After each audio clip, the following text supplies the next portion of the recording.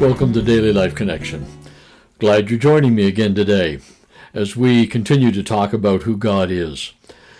We've begun a little series here looking at names of God. And as we said yesterday, there are times when people in the Bible encountered God in such profound ways that it changed how they saw him. And they sometimes built an altar and called it a name. Genesis 22 is one of those instances. This is the story of where Abraham is being asked to offer up his son Isaac as a sacrifice. Climbs the mountain, heavy heart, broken-hearted. I'm sure he must have been wondering, what kind of a God is this? What kind of a God is this who would ask me to sacrifice my son? And you remember he gets ready to do it. He builds the altar, puts Isaac on it, gets ready to sacrifice him. And the Lord speaks and says, stop, and provides a ram caught in the bushes nearby for the sacrifice. And Abraham then sacrifices that ram and puts it on the altar. And he calls that altar, that place, Jehovah Jireh, God my provider, Yahweh Jireh, God our provider.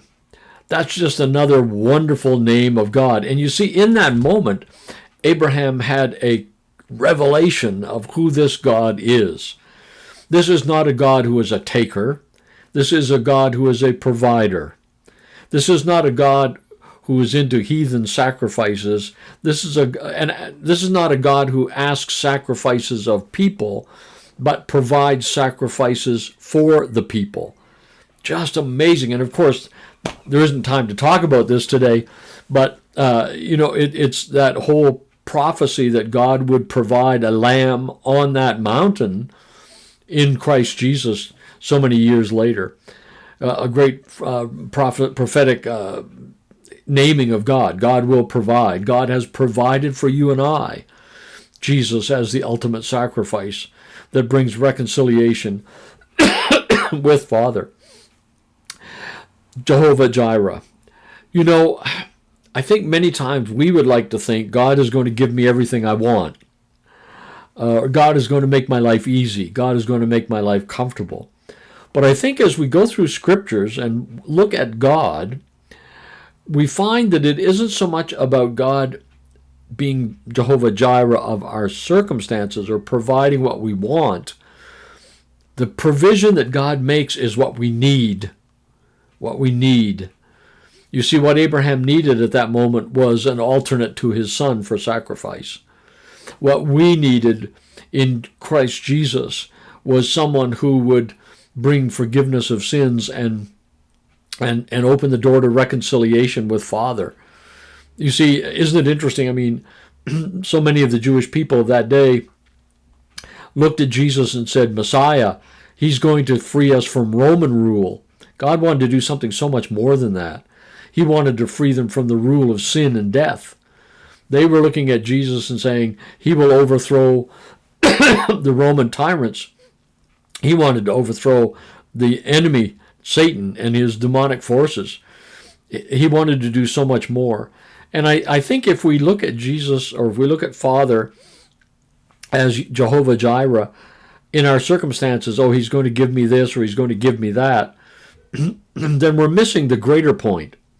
The provisions he wants to give for us are ones that are lasting and deep and life-changing. You see, when Abraham encountered God on that mountain, and he came down off it and said, I have met Jehovah Rapha.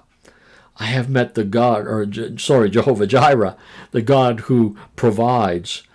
For the rest of his life, he lived with a different perspective of who God was.